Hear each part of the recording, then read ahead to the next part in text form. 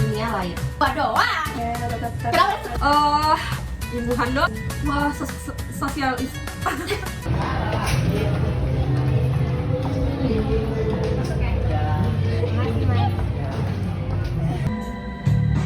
Itu udah nyanyi kan?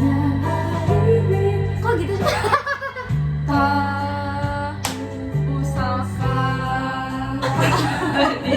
Udah lah, kita nggak usah nyanyi. Nggak usah nyanyi, langsung aja.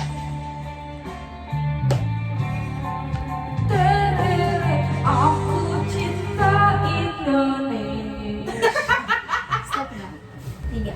Halo teman-teman, selamat datang kembali di podcast Sarena. Podcast yang membahas sejarah tetapi tetap culture dan santai. Bareng aku Nora, Aku Jauza, dan aku Zahra. yang siap menemani kalian dengan obrolan sejarah yang nggak kalah menarik pastinya. Di episode kali ini kita bakal ngebahas sebuah momen yang paling penting dalam sejarah diplomasi Indonesia.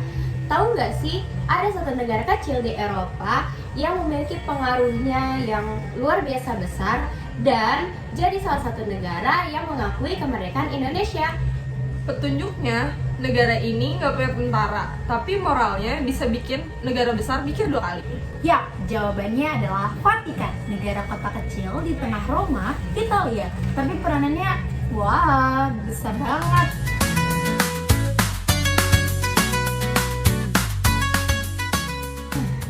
Oke, mari kita mulai dari awal dulu ya. Indonesia merdeka pada tanggal 17 Agustus tahun 1945. Tapi sayangnya nggak langsung diakui sama semua negara. Benar, Belanda masih bersikeras bahwa Indonesia adalah bagian dari Hindia Belanda. Mereka bahkan ngirim pasukan untuk kembali menjajah. Nah, perjuangan kita berlanjut, bukan cuma di medan perang, tapi juga di panggung internasional. Nah, karena kalau dunia nggak percaya kita udah merdeka, Indonesia bisa dianggap ilegal. Karena ya sama aja kayak kita udah pindah rumah, tapi KTP-nya belum pindah amat. Ribet banget deh pokoknya. Makanya pengakuan dari negara lain itu penting banget, apalagi dari negara-negara yang punya pengaruh kuat di dunia. Dan Vatikan adalah salah satunya.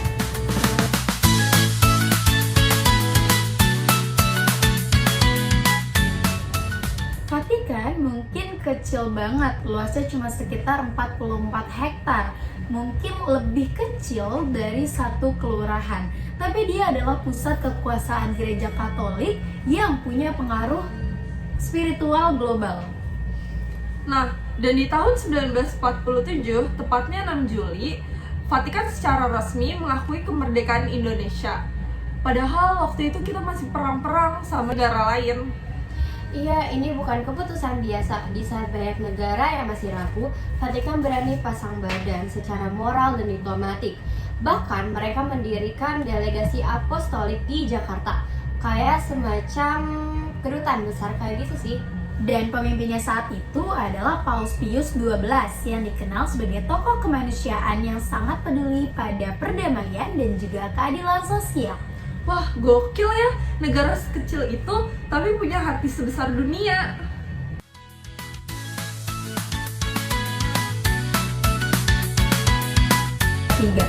Oke, tapi kenapa Vatikan bisa begitu percaya sama Indonesia yang waktu itu masih muda dan masih berjuang? Karena ternyata Indonesia dan Vatikan punya banyak kesamaan prinsip dasar, seperti pertama, komitmen pada perdamaian dunia. Kedua, penolakan terhadap ateisme. Keduanya menjunjung tinggi nilai spiritual. Yang ketiga, menjaga kerukunan antar umat beragama. Yang keempat, mendorong keadilan sosial. Dan yang kelima, dan berfokus pada kesejahteraan umat manusia.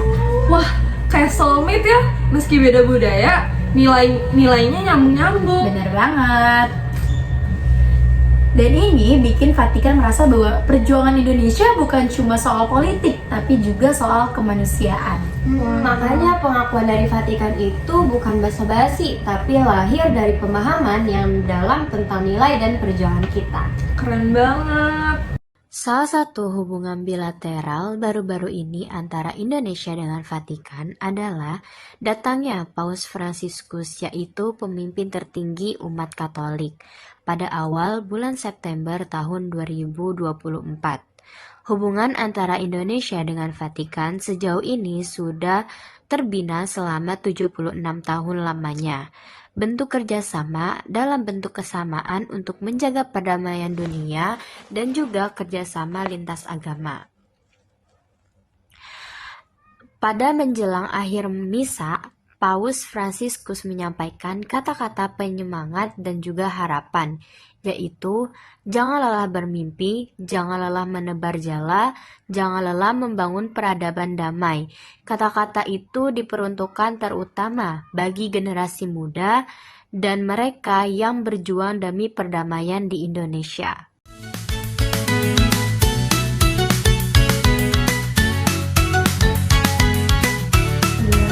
Kita juga nggak bisa lepas dari sosok penting di balik kisah ini. Wah, siapa tuh Bill? Coba tebak siapa? Aku tebak Soekarno. No, salah. Mungkin teman-teman bisa tebak siapa tokoh penting di balik kisah ini? Siapa hayo? Jadi, tokoh penting di balik kisah ini merupakan MJR Albertus Widjapranata yang merupakan uskup pribumi pertama di Indonesia. Wah, dia sosok nasionalis sejati ya. Waktu Indonesia lagi kacau karena agresi militer Belanda, beliau ngirim surat pribadi ke Paus Pius XII pada 18 Januari 1947. Dalam surat itu, MJR Subidja menggambarkan penderitaan rakyat Indonesia tentang penjajahan, kekerasan, dan juga harapan akan kemerdekaan sejati. Surat itu begitu menyentuh hati Paus. Gak cuma disimpan, tapi langsung ditanggapi dengan aksi nyata. Apa sih aksi nyatanya? Yaitu pengakuan resmi dari Vatikan dan seruan dukungan moral bagi perjuangan bangsa Indonesia. Wah, pasti itu bikin umat Katolik dunia tergerak ya hatinya. Pasti Banyak dong. banget bantuan kemanusiaan, dukungan, bahkan simpati global mulai berdatangan. Luar biasa ya, ternyata satu surat bisa jadi jembatan diplomasi loh antara dua negara dan dua dunia nilai.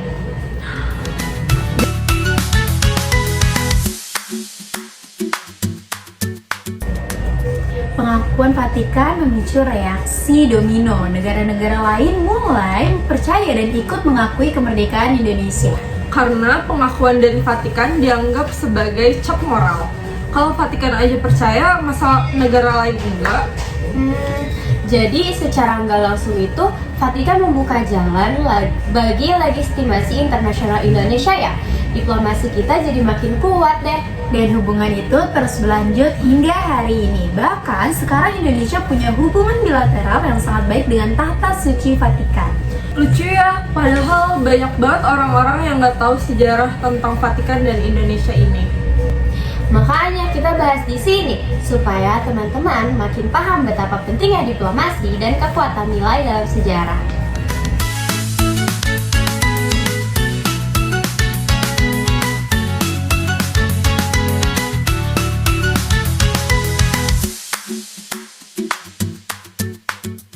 Jadi, apa pelajaran yang bisa kita ambil dari podcast hari ini?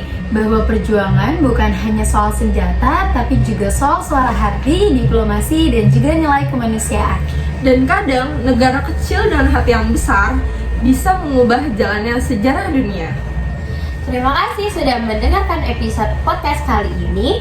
Jangan lupa share kalau kamu suka dan kasih rating podcast kita ya. Sampai ketemu di episode selanjutnya. Masih di Sarena, sejarah yang relatif tapi tetap mantap.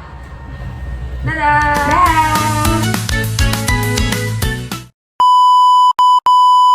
Halo teman-teman, selamat datang kembali di podcast Sarena. Pakai podcast. 2, 3. Halo teman-teman. Bikin BTS-nya dong. Aku Zahra.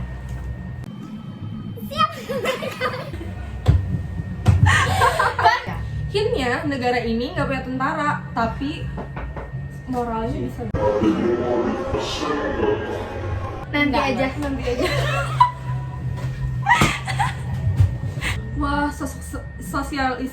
Ada gigi lu